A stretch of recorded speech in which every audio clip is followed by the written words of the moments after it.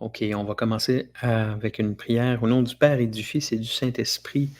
Amen. Alors, Seigneur, ce soir, on veut s'approcher de toi par le mystère de la révélation. Alors, on te demande de te révéler à nous et de nous dire ce que tu veux qu'on entende de toi. Alors, je te demande de nous inspirer. Amen.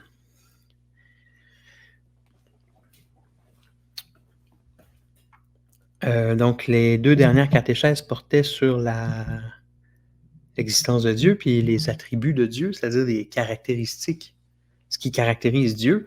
Mais on a vu ça plus d'un point de vue de la raison, de ce qu'on pouvait découvrir avec notre propre raison.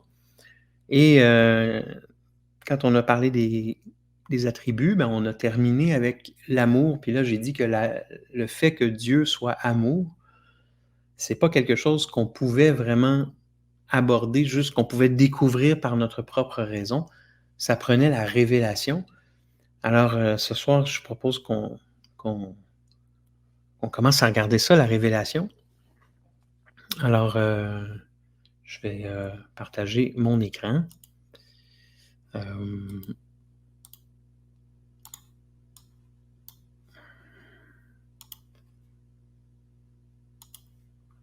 Voilà, la révélation. Vous voyez ça? Donc, qu'est-ce que c'est la révélation? C'est Dieu qui se fait connaître aux hommes, qui fait connaître aux hommes le mystère de sa volonté. Alors, Dieu parle aux hommes.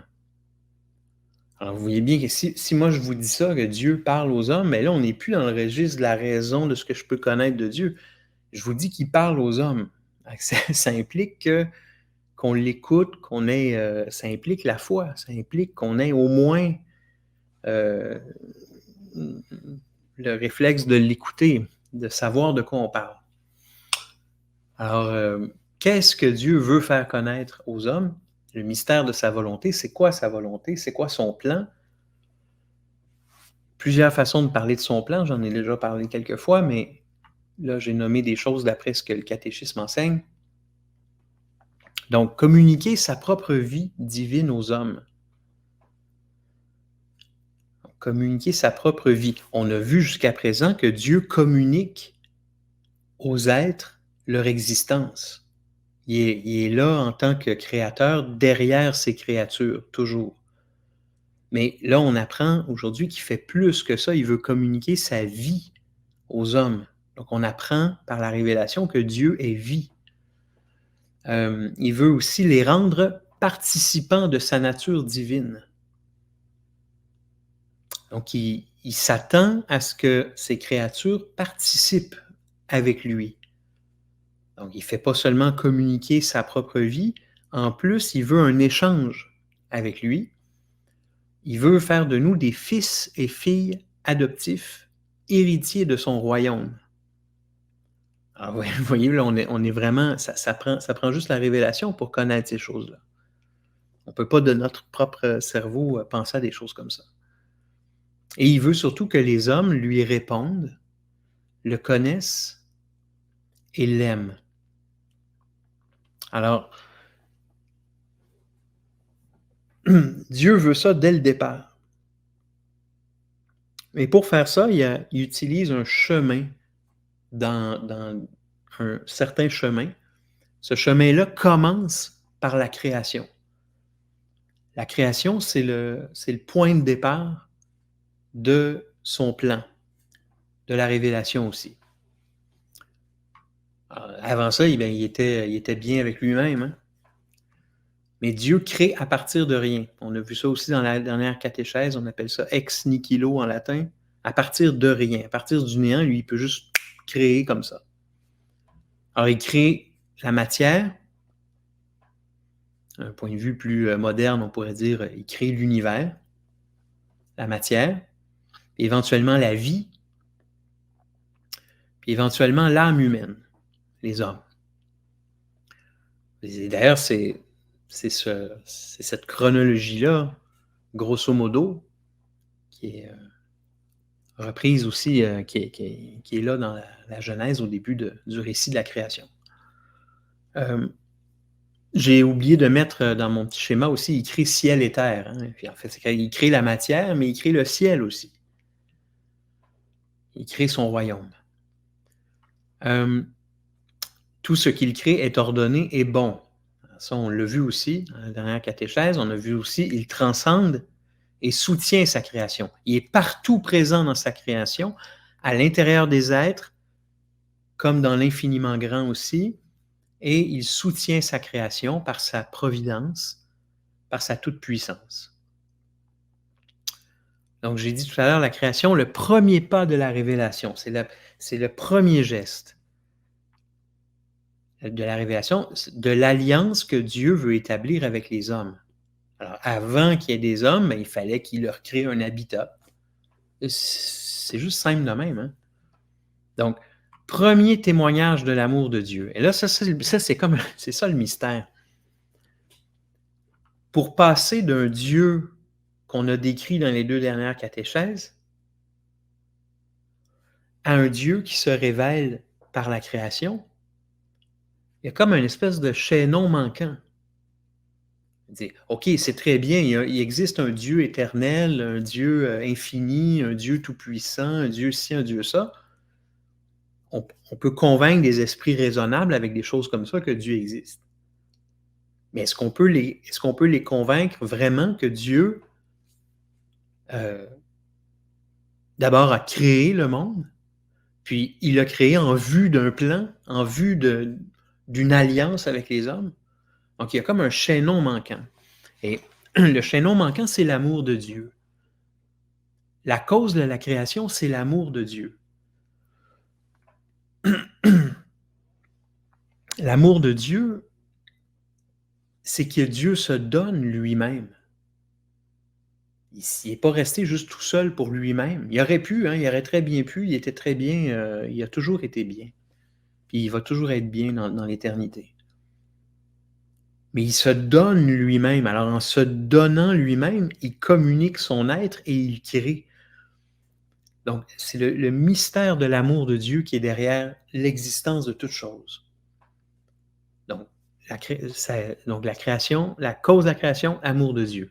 La fin ultime de la création, pourquoi la création a été faite, c'est que Dieu devienne tout en tous. C'est ce que saint Paul explique 1 Corinthiens 15-18. Que Dieu devienne tout en tous. Donc, Dieu est déjà transcendant dans sa création, mais il veut ramener à lui tout ce qui est dans l'univers aussi. Donc, l'homme qu'il a créé, par exemple, l'homme qu'il a créé, c'est l'être dans la création. C'est comme on dit ça parfois, c'est la fine fleur de la création. C'est-à-dire que c'est le seul être qui est capable de recevoir la révélation de Dieu, puis d'en disposer. D'en disposer, ça veut dire de faire quelque chose avec ou non. Il a été créé libre. Donc, c'est le seul être dans l'univers qui a cette capacité-là. Donc, fin ultime de la création, il crée matière, il crée de la vie, il crée les hommes pour qu'à la fin, que les hommes se tournent vers Dieu et retournent vers lui, que Dieu devienne tout en tous, qu'un échange soit parfait entre Dieu et ses créatures. Alors, la création, elle est faite aussi inachevée. Ça, c'est des numéros de catéchisme, là, si vous êtes curieux, vous pouvez aller voir. La création est inachevée. Elle est dans un état de perfectionnement perpétuel. D'ailleurs, notre science moderne, c'est ce qu'elle nous confirme. Juste avec nos yeux, on est capable de voir ça. On est capable de voir que, par exemple, la Terre, dans toute sa complexité, n'est pas arrivée tout d'un coup comme ça, mais non, elle s'est formée tranquillement au fil du temps. Alors, toute la création est inachevée. Et Dieu demande le concours de ses créatures. Donc, pourquoi il fait ça? Pourquoi il demande le concours de ses créatures?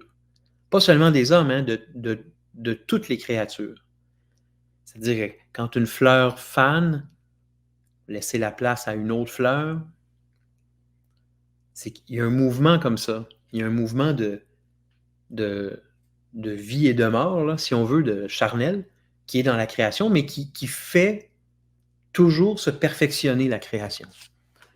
Et pour les hommes, ce que ça veut dire pour nous, ils nous demandent, ils demandent notre concours à son plan d'achever la création. Ça, c'est parce que on est digne.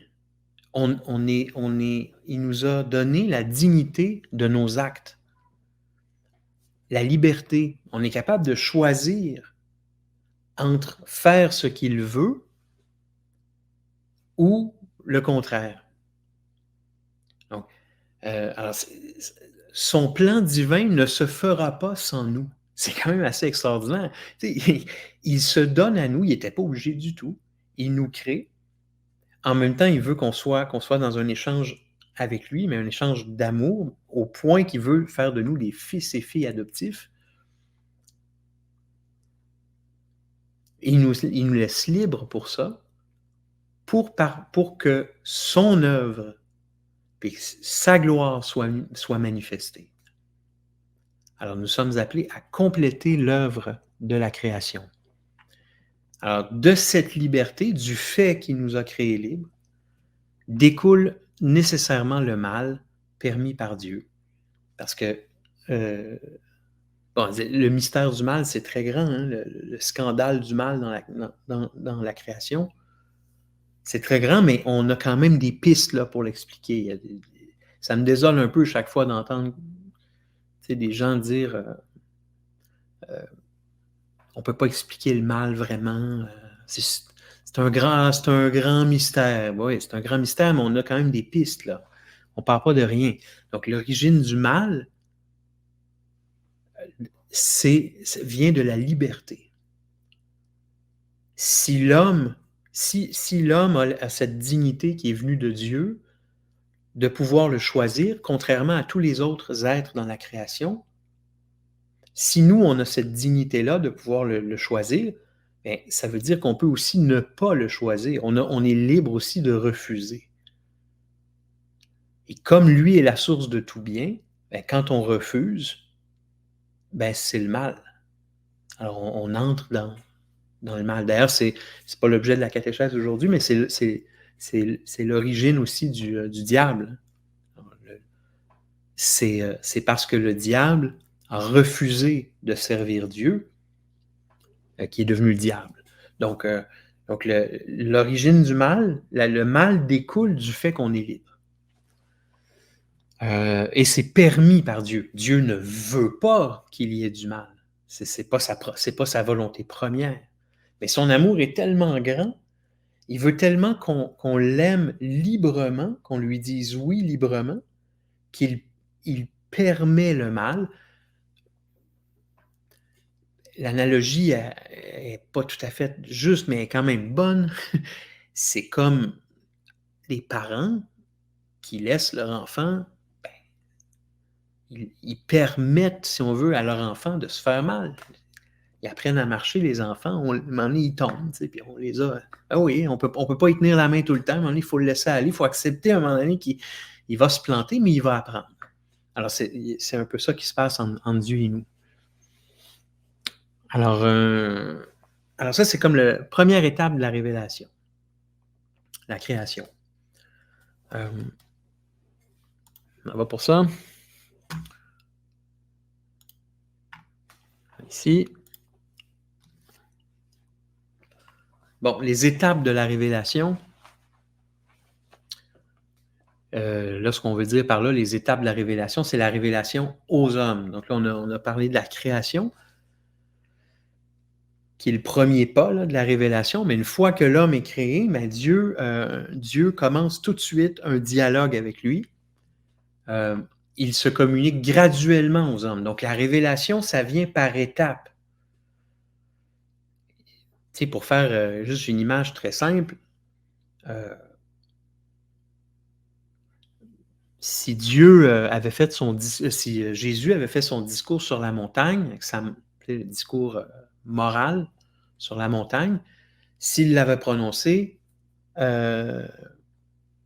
hommes du néolithique, aux hommes préhistoriques, ils n'auraient rien compris. Ils n'auraient même pas su de quoi il parle. Il faut que Dieu se révèle tranquillement, graduellement, à travers le temps. Alors, au début, il se révèle à Adam et Ève, ce que l'Église appelle aussi nos premiers parents. Nos premiers parents, Adam et Ève, premier homme, première femme, il leur fait une promesse, en fait, une forme d'alliance aussi, tout de suite avec eux. Il leur dit, il leur promet de vivre heureux. Hein? Adam et Ève viennent d'être créés, ils sont dans le paradis terrestre. Ils peuvent manger ce qu'ils veulent dans le jardin, mais il leur demande en échange de se soumettre aux ordres du Créateur.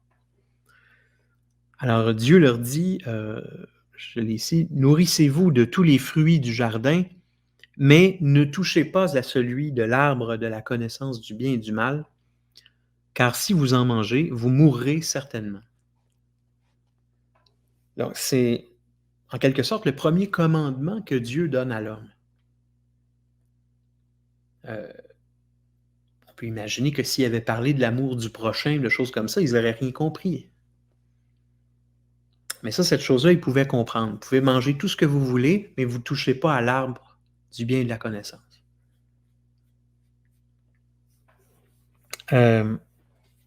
Si vous en mangez, vous mourrez. Et là, c'est ce qui est arrivé. Vous connaissez un peu l'histoire. L'homme désobéit. En désobéissant, ils ont mangé du fruit de l'arbre de la connaissance. L'homme a chuté et il a quitté le paradis terrestre. Il avait dit, si vous en mangez, vous mourrez. Et c'est ça qui est arrivé. Donc, depuis ce temps-là, l'homme est mort, spirituellement parlant, ça veut dire qu'il est corrompu. Il y a une corruption en lui. Il est capable du mal. Avant, il n'était pas capable, mais là, il est capable du mal. Donc, encore le problème du mal qui tire son origine de la liberté que Dieu a donnée aux hommes. Mais les hommes ont désobéi. Alors, malgré ça, l'Église enseigne que la révélation n'est pas interrompue. Dieu promet une rédemption. C'est pas parce qu'on a désobéi que c'est fini. Dieu nous aime, il continue son plan. Il y a son plan, il y a toujours son plan, il est toujours là. Alors, il continue. Alors, les hommes vont, après la chute, un peu partout, et la corruption est générale. Et là, Dieu se manifeste à Noé. Il voit Noé, un homme juste, qui est juste aux yeux de Dieu. Alors, il le convoque et il lui demande de rassembler toutes les espèces du monde avec sa famille. Il dit, je vais faire un grand ménage là-dedans, un grand nettoyage. Il y a trop de corruption. Alors, il y a le déluge. Puis après le déluge, il fait une alliance avec Noé. Alors, je vous lis le passage. Dieu le bénit avec ses enfants et leur dit, croissez et multipliez-vous, remplissez la terre et nourrissez-vous de tout ce qui est vivant et animé. Mais quiconque aura répandu le sang d'un homme sera puni par l'effusion de son propre sang, car l'homme a été créé à l'image de Dieu. Est-ce que tu peux dire la référence, s'il te plaît? Là, je ne l'ai pas noté, mais c'est Genèse 9 peut-être. Genèse 9. Mais je peux te le donner plus tard. OK. Parce que j'ai pas mis toutes mes références bibliques à côté de mes citations. Hein. Donc, alors,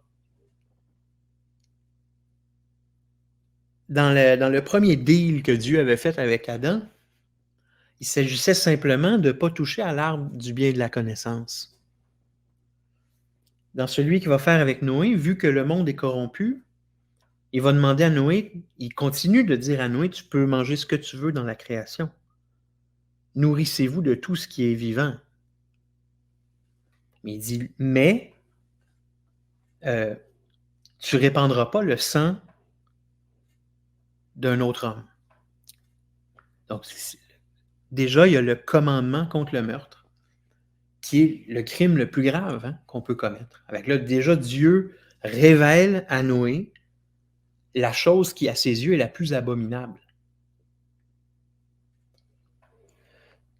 Puis, il donne à Noé une justice qui n'est pas une justice parfaite, mais qui est la justice de cette alliance qu'il a conclue avec Noé. C'est-à-dire que le sang d'un homme, quiconque aura répandu le sang d'un homme sera puni par l'effusion de son propre sang. Donc, œil pour œil, dent pour dent. Donc là, il y a une forme de justice telle quantité contre telle quantité, voyez-vous? Qui est la justice qui va prévaloir pendant tout le temps de cette alliance qu'il a conclue avec Noé. Alors, les fils de Noé se séparent, vont chacun de leur côté, et forment des nations après l'alliance avec Dieu. Et les hommes, il prend l'idée aux hommes d'élever un monument à leur propre gloire. On va dire, on va se faire la plus haute tour inimaginable, imaginable qu'on puisse imaginer sur Terre. Ils entreprennent la construction de cette tour-là. Donc, ils sont déjà en train de désobéir, c'est-à-dire à l'ordre voulu par Dieu. Ils sont orgueilleux. Alors, Dieu, pour les punir, donne à chacun des hommes une langue différente. Et puis là, les hommes ne sont plus capables de poursuivre la construction de Babel parce qu'ils ne se comprennent plus les uns les autres. Alors, les nations ont chacune leur langue aussi. C'est ce qu'on va appeler le temps des nations.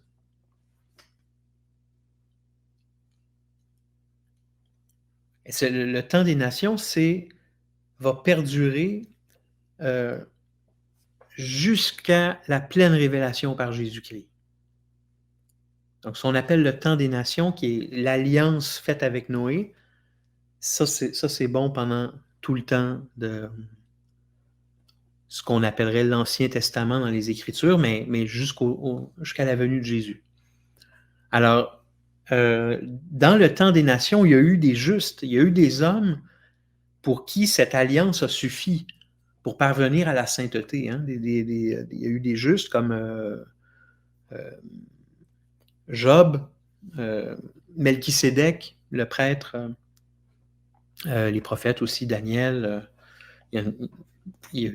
Donc, tous les justes, si on veut, là, du temps avant Jésus-Christ, c'est des justes du temps des nations.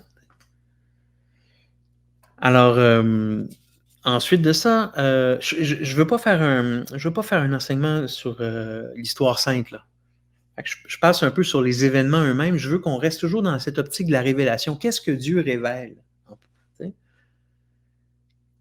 On sait, j'ai déjà dit au début, où il veut nous amener. Il veut nous amener dans une pleine collaboration avec lui dans l'éternité. Mais, donc, il a commencé par se manifester à Adam et Ève en disant, vous ne toucherez pas à la morale. Vous ne vous mêlerez pas de savoir ce qui est bien ou ce qui est bon, c'est moi qui le sais. Puis ensuite de ça, il dit à Noé, le meurtre, c'est mal.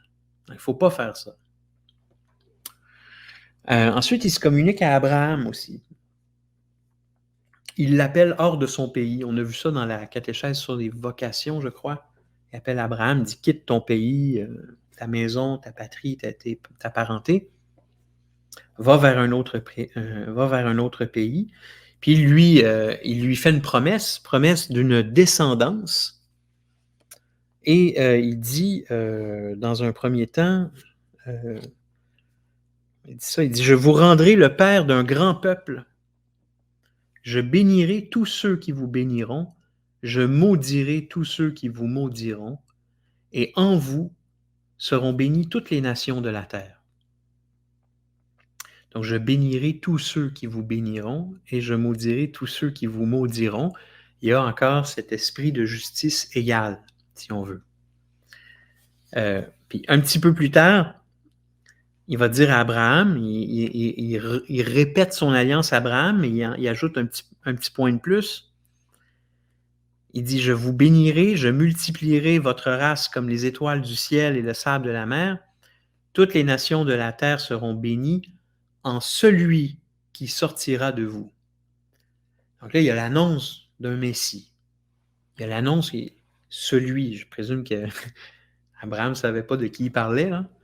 Mais il y avait une espérance, il y avait comme, OK, il y a quelqu'un qui va sortir de très, très grand de ma race, de ma descendance. Toutes les nations de la terre seront bénies en celui qui sortira de vous. Donc, à partir de ce moment-là, hein, la descendance d'Abraham va avoir un rôle particulier à jouer. On appelle le peuple élu. Alors, le peuple élu, ça veut dire simplement que Dieu l'a choisi pour faire passer son message, pour se manifester. Ça ne veut pas dire que les Juifs sont supérieurs à d'autres. Là. Des fois, ça peut être compris comme une espèce de chauvinisme comme ça. Là. Mais simplement, le peuple élu, c'est que après l'alliance avec Noé, ben là, il y a les nations.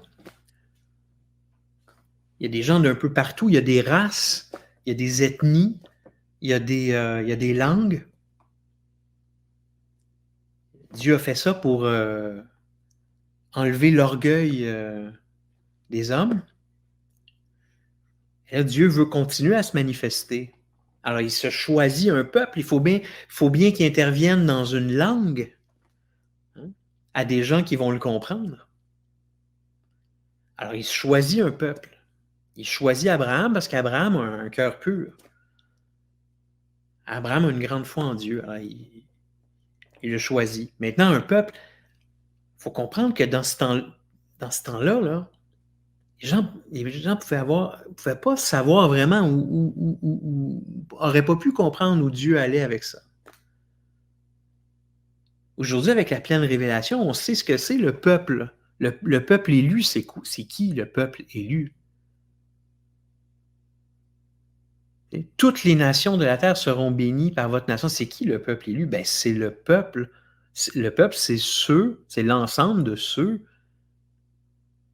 qui ont mis leur espérance en lui, en Dieu, qui ont reconnu qu'il est le Dieu vivant.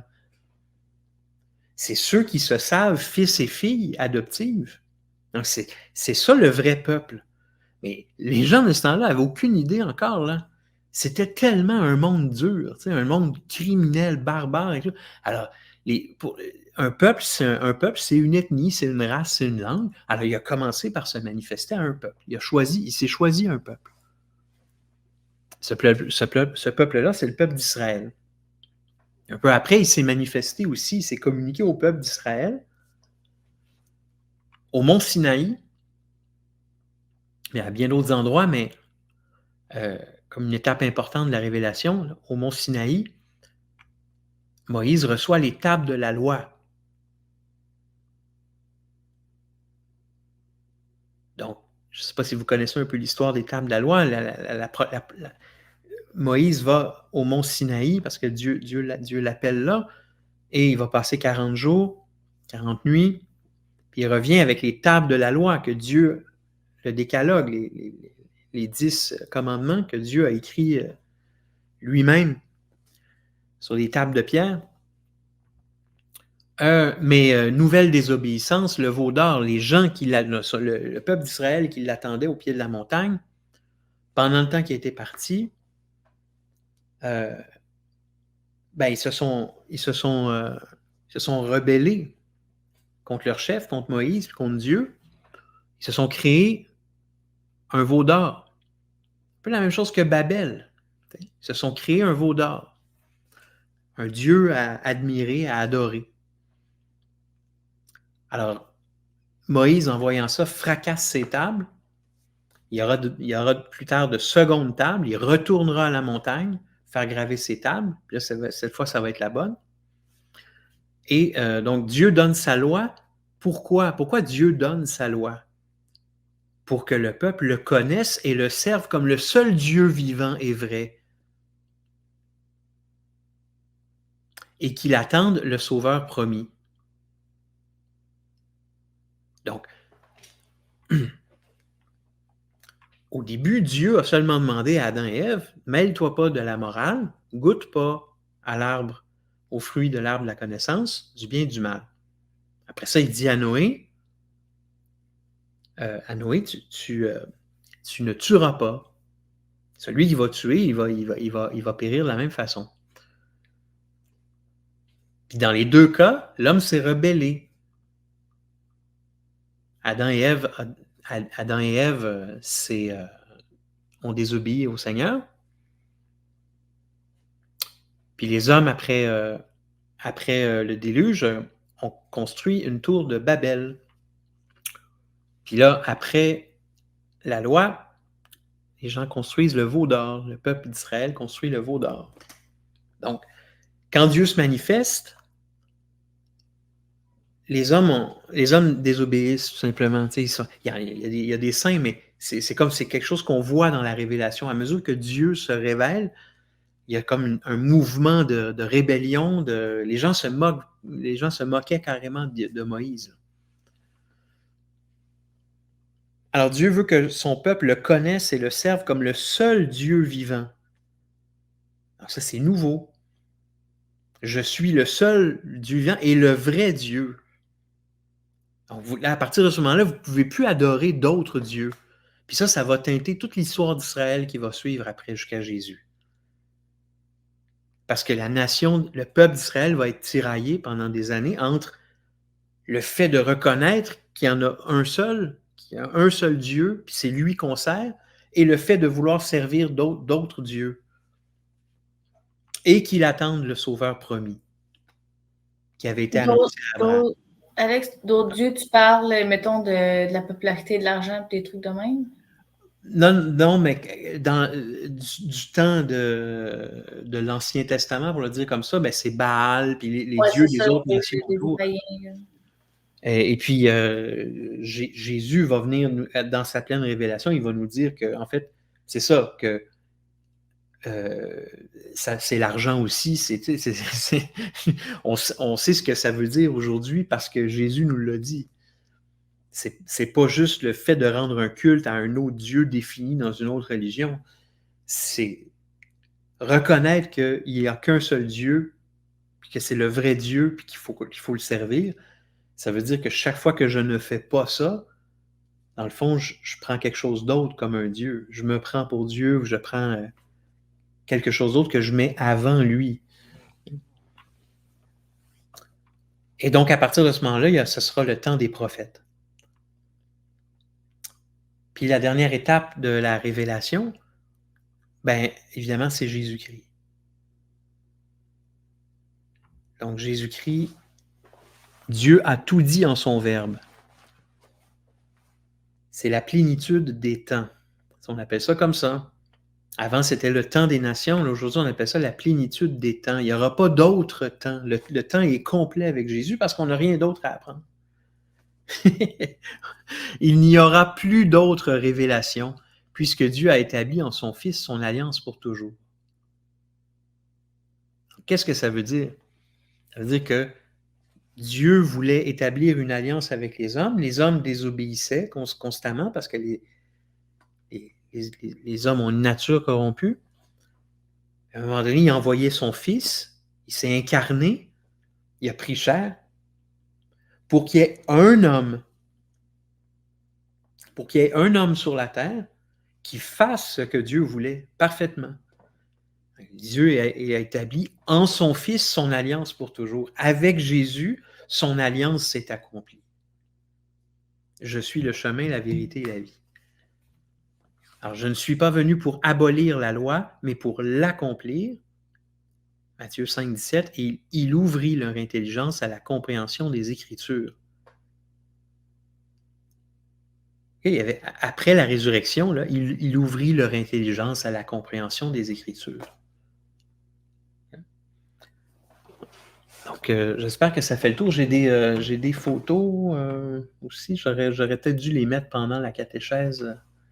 Ça aurait peut-être été plus intéressant. Tiens, j'ai des photos, des images. Ça, c'est la plus ancienne galaxie qu'on a pu prendre en photo. C'est ce qu'on a dans l'univers qui est visible de la Terre, qui est peut-être le plus proche des commencements de la matière. C'est la galaxie A2744YD4. C'est hot, hein?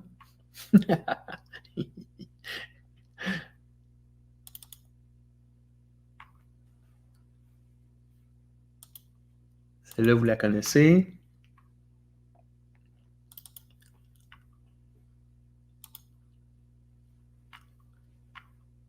Jungle. Et j'ai pris aussi une image d'une cellule végétale. Vraiment beau. J'ai pris des images d'Adam et Ève aussi.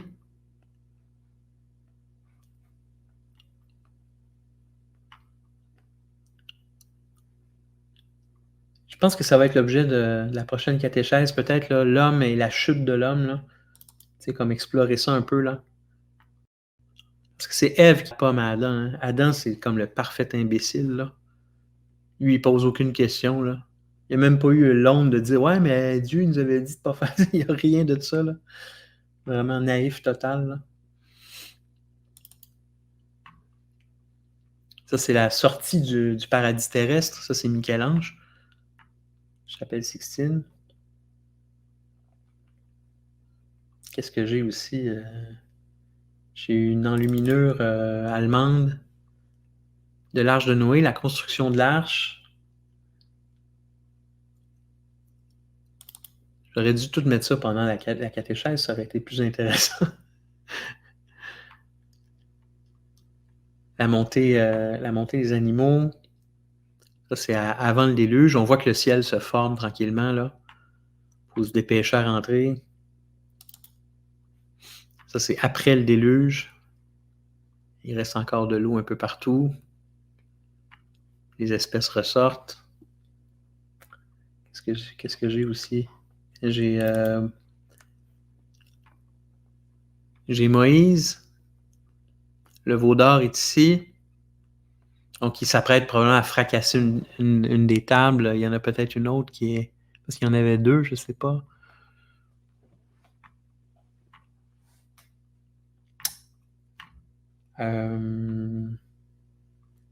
Puis j'ai des Christ en gloire aussi. Ça, c'est à Sainte-Sophie, à Constantinople. Le Christ Pantocrator, qu'on appelle comme ça. Donc, il tient les Écritures, parce qu'il est venu accomplir toute la parole de Dieu. Il est venu terminer la révélation. Ça, c'est un autre Pantocrator aussi. Je pense qu'il est en Italie, celui-là. Alors, là, les Écritures sont ouvertes sur une page. Je ne sais pas qu'est-ce qui est écrit là, mais on le représente souvent aussi avec, c'est ça, avec l'alpha et l'oméga. Je suis le début, le commencement et la fin. Alors, voilà. C'est bon pour ça?